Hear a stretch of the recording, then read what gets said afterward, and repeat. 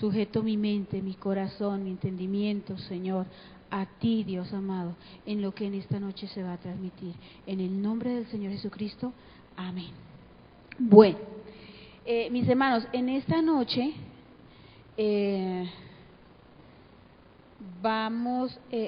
realmente tengo dos bases bíblicas para trabajarlas en esta noche. El título del mensaje es La propuesta de mi corazón, ¿convencida o determinada? La propuesta de mi corazón, ¿convencida o determinada? Y vamos a usar varios pasajes bíblicos. Como base tenemos Eclesiastés capítulo 2, la historia de Daniel, pero realmente tenemos capítulo 1, 3 al 9, historia de Salomón, Primera de Reyes 2 al 4. Primera de Reyes 2 al 4. Ay, aquí me equivoqué en algo. Bueno, entonces mis hermanos, sin para más. Título, La propuesta de mi corazón, ¿convencido o determinado? Vamos a hacer un paralelo en lo que se permita entre estos dos personajes, Salomón y Daniel. ¿Y qué determinaciones tomaron uno y otro? ¿Y a qué los llevó a uno y otro? ¿Y en qué condiciones estaban uno y otro? ¿Correcto? Entonces, tomamos primero la parte de Daniel. Daniel 1, 3 al 9. Y dice, en el nombre del Padre, del Hijo y del Espíritu Santo. Y dijo el rey a Aspenaz, jefe de sus eunucos, que trajese de los hijos de Israel, del linaje real de los príncipes, muchachos en quienes no hubiese tacha alguna, de buen parecer, enseñados en toda sabiduría, sabios en ciencia y de buen entendimiento, e idóneos para estar en el palacio del rey, y que les enseñase las letras y la lengua de los caldeos. Y les señaló el rey ración para cada día de la provisión de la comida del rey y del vino que él bebía, y que los criase 3 años, para que al fin de esos 3 años se presentasen delante del rey. Entre estos estaban Daniel, Ananías, Misael y Azarías de los hijos de Judá. A estos el jefe de los eunucos puso por nombre así: a Daniel Belsasar, a Ananías Sadrac y a Misael Mesac, y a Azarías Abed-Negó. Daniel propuso en su corazón no contaminarse con la porción de la comida del rey, ni con el vino que él bebía. Pidió por tanto al jefe de los eunucos que no se le obligase a contaminarse, y puso Dios a Daniel en gracia y en buena voluntad con el jefe de los eunucos. Vamos a mirar Primera de Reyes, vamos a hablar un poquito de Salomón, Primera de Reyes 2 al 4. Dice, mandato de David a Salomón, 2, 1 al 4, perdón. Llegaron los días en que David había de morir, y ordenó a Salomón su hijo, diciendo, yo sigo el camino de todos en la tierra. Esfuérzate y sé hombre. Guarda los preceptos de Jehová tu Dios, andando en sus caminos y observando sus estatutos y mandamientos, sus decretos y sus testimonios, de la manera que está escrito en la ley de Moisés, para que prosperes en todo lo que hagas y en todo aquello en que emprendas. Amén. El 4. Para que confirme Jehová la palabra que me habló diciendo, si tus hijos guardaren mi camino andando delante de mí con verdad de todo su corazón y de toda su alma, jamás, dice, faltará a ti varón en el trono de Israel. Amén. Hemos visto, a partes muy pequeños, de dos historias de personajes que han marcado las vidas de muchos.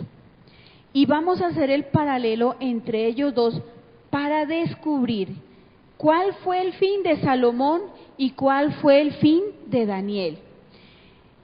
En el caso de Salomón, Salomón era un rey. Salomón había sido colocado como rey y él podía determinar lo que quisiera. Pero Daniel era esclavo. Es un paralelo. Daniel era esclavo, estaba sometido. Mientras Salomón mandaba, hacía lo que bien le parecía, la orden que él daba se cumplía porque era el rey. El paralelo con Daniel, Daniel era obligado a obedecer a los babilónicos.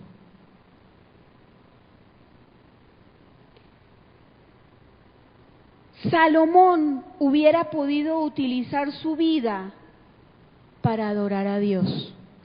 Era el rey, el descendiente de David, hijo de David, estaba en medio de su pueblo, del pueblo que conocía a Dios. Así que él hubiera podido escoger su vida para adorar a Dios. Y de pronto mis hermanos digan, pero un momento, él en sus comienzos, él pidió sabiduría de parte de Dios y entendimiento. Y sí, mis hermanos, en sus comienzos pidió sabiduría y entendimiento para guiar al pueblo. Pero Daniel tenía que soportar la presión del enemigo, la presión de los babilónicos. Salomón conservaba el nombre de su padre. Se hablaba que era el hijo del rey, el hijo de David, y era el rey. Conservaba la línea, conservaba la plena identidad como rey y como hijo de David. Pero Daniel, a Daniel le cambiaron el nombre. ¿Y quién le cambió el nombre a Daniel? Un eunuco. Un hombre, en palabras castizas, un hombre que había sido castrado. Le cambió el nombre a Daniel. Le cambiaron su identidad. Le sacaron de su familia. Ellos eran exiliados. Salomón no tenía presiones de ningún tipo. Vivía en plena comodidad dentro del palacio. Recordemos que David, su padre, había peleado todas las guerras que tenía que pelear. No había ya más guerras para pelear. Así que lo que le entregó David fue un pueblo ya finiquitado. O sea, ya estaba en paz el pueblo. Le entregó un reino en paz. No había guerra que pelear. Así que Salomón lo que hizo fue dedicarse a construir el templo. Y ni siquiera tuvo que trabajar por eso, porque ya su padre había dejado sobrada cantidad de dinero, de implementos necesarios para la construcción del templo. Así que lo que realmente Salomón tenía que hacer era estar pendiente de la construcción del templo. Él ni siquiera trabajó por eso. Su padre había dejado todos los materiales, riquezas suficientes, así que Salomón no tenía ninguna presión. Quiero, mis hermanos, que tengamos en claro eso. Salomón no tenía ninguna presión. Y Daniel, a Daniel le colocaron como servidor del rey. A Daniel le cambiaron su estilo de vida por el estilo babilónico. Tuvo que aprender otro idioma. Incluso quisieron torcer sus creencias. Le cambiaron la manera de alimentarse. O que pretendieron cambiar la manera de alimentarse él. Así que Daniel fue presionado constantemente por la cultura de ese tiempo en el mundo. Daniel fue presionado por la cultura. Nosotros somos presionados por la cultura. Ahora la moda es que subculturas, y de pronto irán de subculturas, y así cada invento. Pero en este caso de Daniel, él fue presionado por eso. En esa época, la cultura de esa época, en especial en quererle adoctrinar. Parece ser que Daniel fue llevado en cautiverio entre 13 y 17 años de edad. Era un niño, era un jovencito. Y sin embargo, este joven tomó determinaciones drásticas, no solo él, sino sus amigos también. ¿Qué tenían en común? Aquí miramos que no hay cosas en común, así vamos a ver, entre Salomón y Daniel.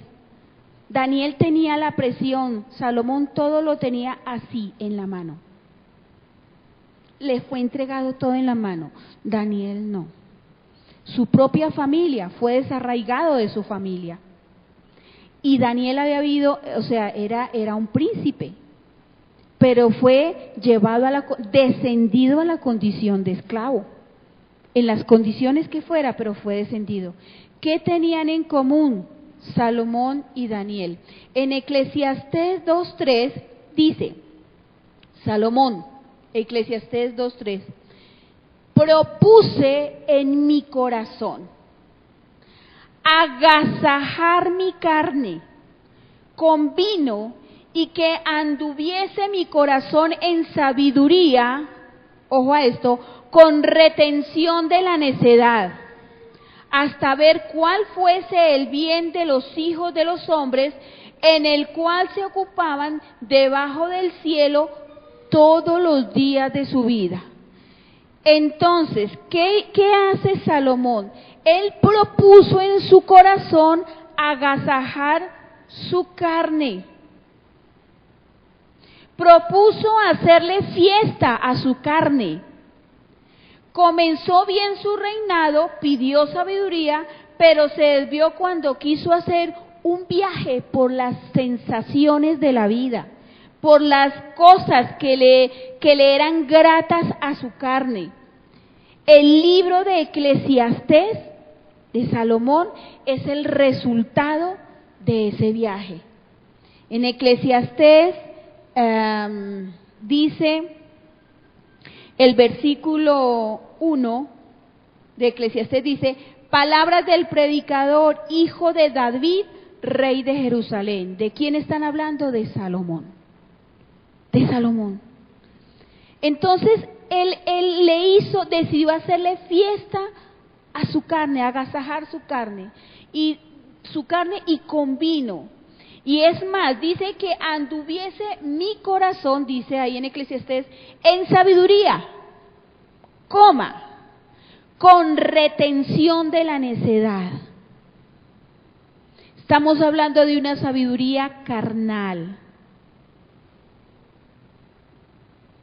Estamos hablando de una sabiduría lejana de la sabiduría divina. Y él lo aclara, dice, yo quiero tener sabiduría, claro, pero con retención de la necedad. Es decir, la sabiduría según mi parecer, según mi propia opinión. ¿Y qué dice Daniel? Daniel 1:8. Dice Daniel, propuso en su corazón, igual que Salomón. Los dos tuvieron en común eso, propusieron en su corazón. Iglesia preciosa, el título en esta noche de nuestra enseñanza es La propuesta de mi corazón. ¿Convencido o determinado? ¿Cuál es la propuesta de su corazón? Miren la propuesta de Salomón, agasajar su carne, tener sabiduría, pero con retención de necedad. Y es más, para ver cuál fuese el bien de los hijos de los hombres, para ver cómo le va a la gente. ¿En qué le iba o le venía a él? ¿Cómo le iba a la gente? ¿Saben para qué? Para hacer sus propios juicios. En palabras así más castizas, para criticar. Pero Daniel dice, propuso en su corazón, aleluya, no contaminarse con la porción de la comida del rey, no contaminarse con el vino que bebía el rey, y pidió por tanto al jefe de los eunucos que no lo obligara a contaminarse. En el caso de Daniel, él iba a ser obligado, tenía que contaminarse por orden de un eunuco, mientras que Salomón podía escoger porque todo lo tenía en su mano. Los dos usan la misma expresión, propuse, pero los lleva a una decisión diferente. En el caso de Salomón, ya lo hemos visto, a hacerle fiesta a su carne. Iglesia hermosa, a veces nosotros, así como Salomón en el libro de Eclesiastés es un resultado de ese viaje que él hace en su vida, lo que él ve, llega a tal apatía. Dice, o sea, vanidad de vanidades, todo es vanidad. ¿Qué es una vanidad? La vanidad es algo vacío, algo como una pasajero, como una burbujita de jabón. Soplan la burbujita y cómo se ve linda y cómo va subiendo y con colorcitos tornasolados y de un momento ¡pum! Y ya no hay burbuja. Ya no hay vanidad de vanidades, se desapareció, se perdió. A veces nosotros, iglesia amada, hacemos ese viaje. A veces nosotros tomamos las determinaciones de inmiscuirnos en cosas que la sociedad o que el mundo demarcan, para ver si de verdad es que lo que hay allá afuera es tan malo como dicen. Y hacemos a un lado la opinión de nuestro Padre eterno. Hay dos maneras de aprender, iglesia. Una manera de aprender es el conocimiento que nos da la Biblia.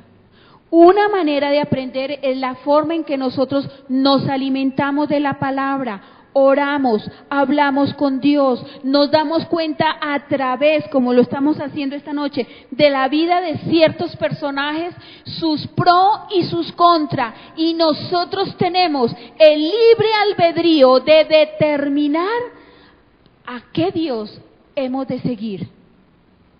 Si al Dios que siguió Daniel, o a ese Dios emoción, Dios carne, que en determinado momento vino a seguir Salomón. Pero hay otra manera de aprender, y esa manera es la propia experiencia, es la que nos causa dolor, la que no solo esa manera de aprender me causa dolor a mí, sino le causa dolor a mi familia, le causa dolor a mi país, a mi sociedad, le causa dolor aún a mis generaciones.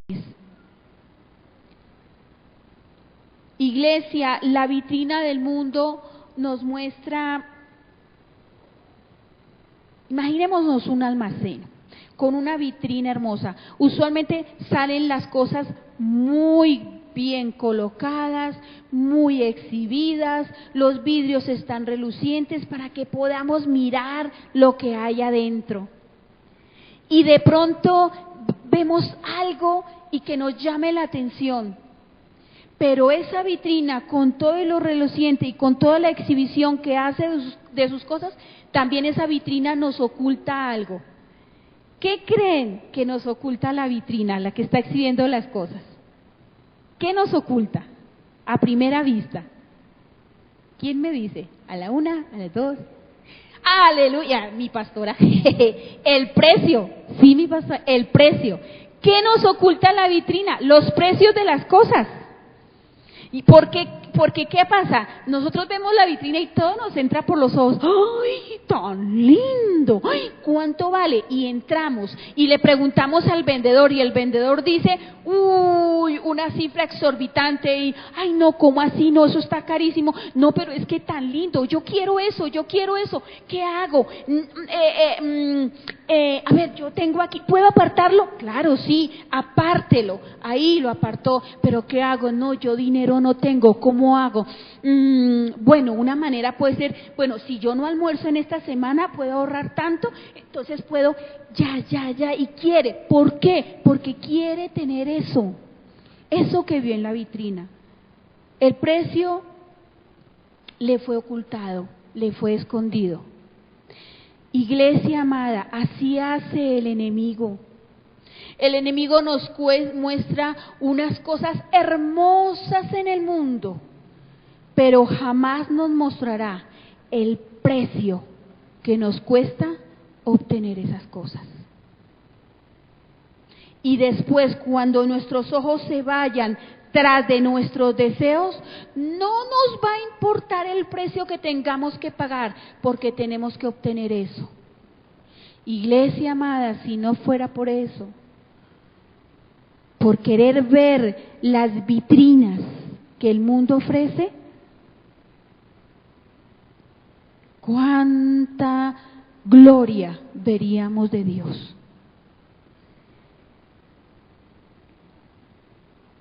Imaginémonos por un momento un lugar turístico cerca a una embajada, un lugar turístico, una isla, un pueblo, en fin, y hay una embajada. Veríamos 3 grupos de personas y serían fácilmente identificables. El primer grupo son las personas que viven ahí, en el pueblo, que trabajan ahí, bueno, en la ciudad, que trabajan ahí, que comen ahí en la ciudad, es decir, su diario vivir está ahí. Está el segundo grupo, los turistas, los que vienen de paso. Los identificamos porque vienen con sus cámaras, con sus gafas de sol, muy tranquilos. ¿Ellos a qué vienen al pueblo o a la ciudad?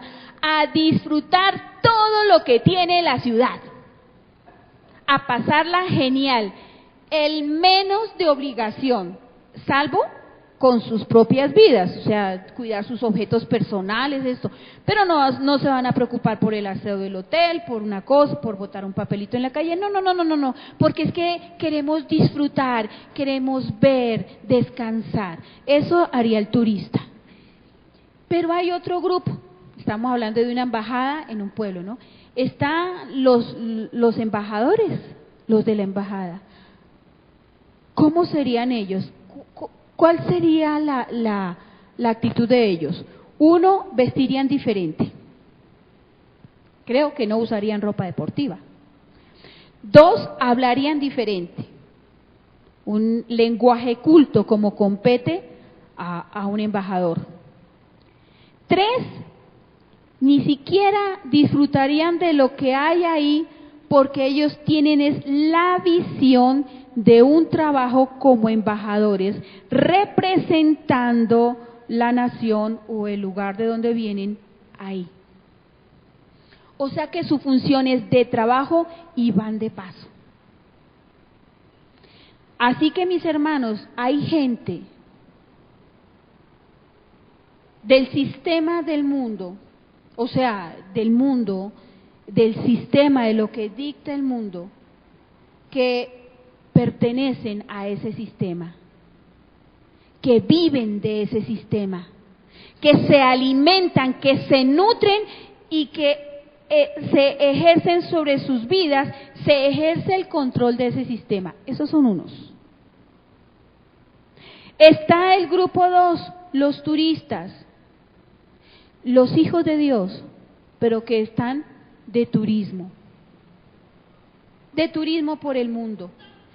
Todo el tiempo mirando la vitrina del mundo para ver la vitrina del mundo qué les ofrece, qué les puede dar y descuidando la función que Dios les ha dado. Y está el tercer grupo, aquellos, los hijos de Dios, que han entendido que son embajadores del reino de los cielos aquí en la tierra, que estamos de paso, y que mientras estemos de paso debemos hacer lo que se espera, una correcta ejecución como embajadores. No tenemos tiempo ni nos interesa contemplar las vitrinas de este mundo. Salomón estaba convencido.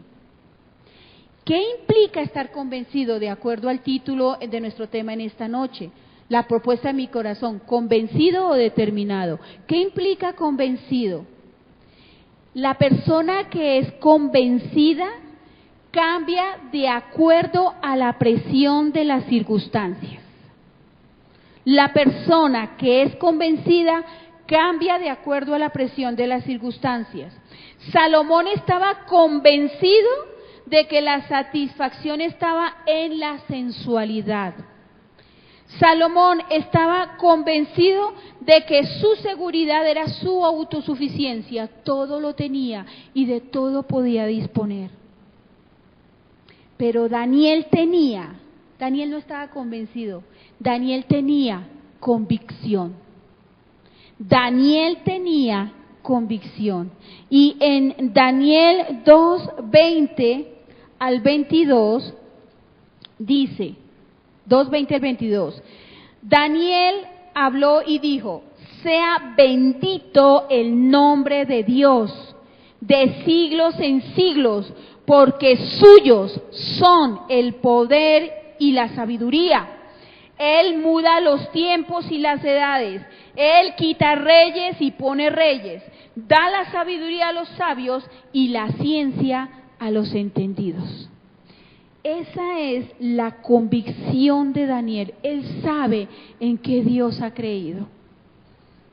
Él sabe a qué Dios le sirve y en qué Dios están sustentados sus tiempos. Entonces tenemos claro la diferencia entre un convencido y una persona con convicción. Hay un convencimiento condicional. Yo estoy convencido, Señor, sí, yo te quiero. Por ejemplo, Señor, si tú me das ese trabajo, entonces yo te doy el diezmo. Pero si no me das el trabajo, Señor, yo no te puedo dar el diezmo.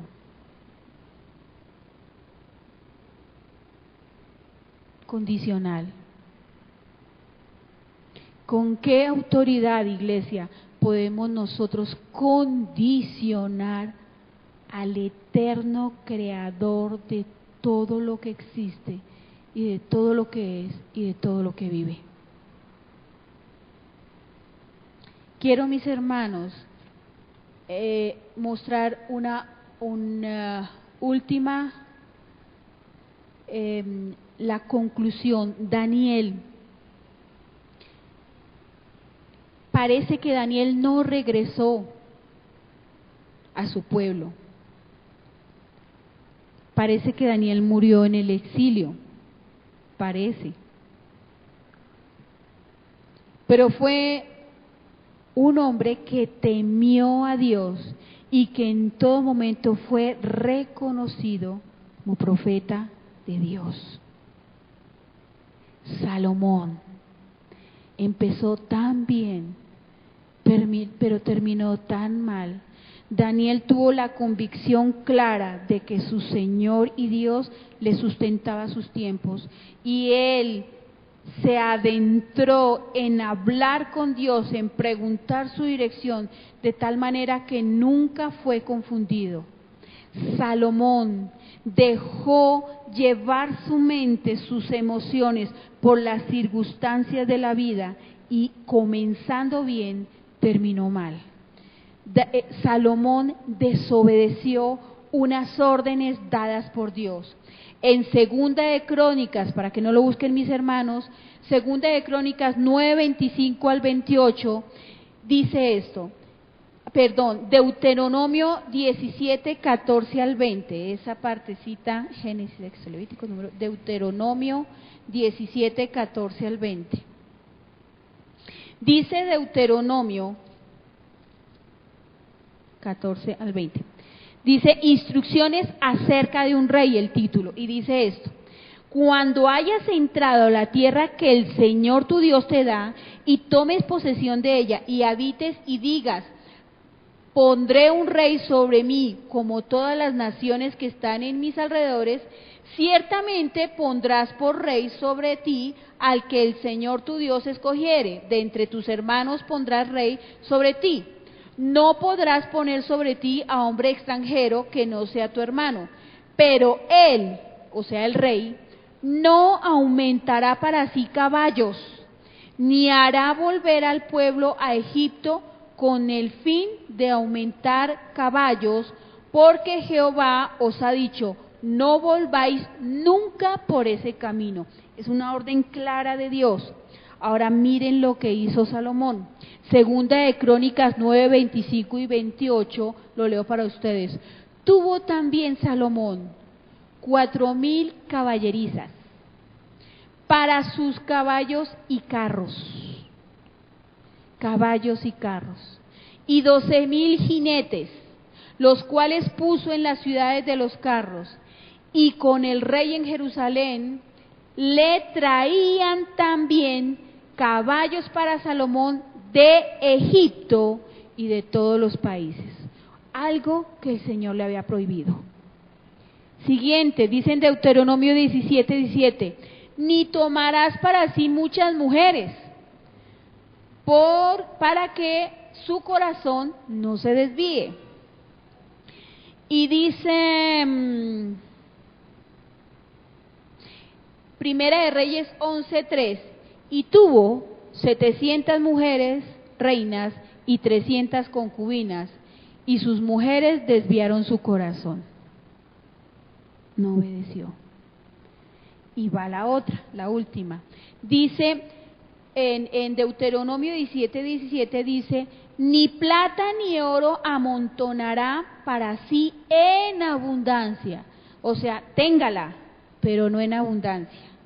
Y Eclesiastés 2:8 dice, me amontoné plata y oro y tesoros preciados de reyes y de provincias, me hice de cantores y cantores, etcétera, etcétera, etcétera. El problema, mis hermanos, ¿cuál es el principio de la sabiduría? El temor al Señor. Y Salomón le perdió el temor al Señor. Salomón se confió en lo que él tenía. Se confió en que él podría salir del atolladero, que podría mirar las vitrinas, que podría escoger de las vitrinas porque lo tenía todo y que al fin y al cabo todo resultaría bien. ¿Por qué pasó eso? Porque Salomón fue un convencido. Él tuvo un convencimiento, pero no tuvo una convicción. Así que en esta noche, mis hermanos, cada uno de nosotros, que tengamos una convicción de nuestro Dios y de nuestro Señor. Y sobre todo, mis hermanos, ¿cuál es la propuesta de tu corazón? ¿Qué vas a proponer en tu corazón en esta noche para el Señor? ¿Cuál es la propuesta? La de Salomón, agasajar tu corazón, tu carne con vino, usar la sabiduría que Dios te da, pero con retención de necedad, puedes hacerlo. O la propuesta de Daniel, propuso Daniel en su corazón no contaminarse con la porción de la comida del rey, ni con el vino que él bebía. Se habla del llamado de santidad como algo que produce una carga, pero iglesia amada, la santidad, iglesia amada, es poder disfrutar de todo lo que ha creado nuestro Padre eterno. Disfrutar de todo. sin necesidad de incurrir en el pecado. Eso es la santidad. Que se saca con placeres momentáneos, con relaciones ilícitas que causan dolor, cuando se puede esperar y tener un matrimonio hermoso y disfrutar de una bendición que Dios ha dado, que es la relación sexual en medio de la pareja. Por citar algún ejemplo. Padre precioso, gracias Señor en esta noche por la palabra. Gracias por lo que ha sido recibido, Dios. Señor, gracias por la vida de Salomón para presentarnos una advertencia. Y gracias por la vida de Daniel para presentarnos una voz de aliento. Que en nuestras vidas esté la convicción de tu presencia, Señor. Y que en todo momento sobre nuestro ser, sobre nuestra vida, esté el temor al Santísimo Dios. Gracias Padre, gracias Hijo, gracias Espíritu Santo. Amén.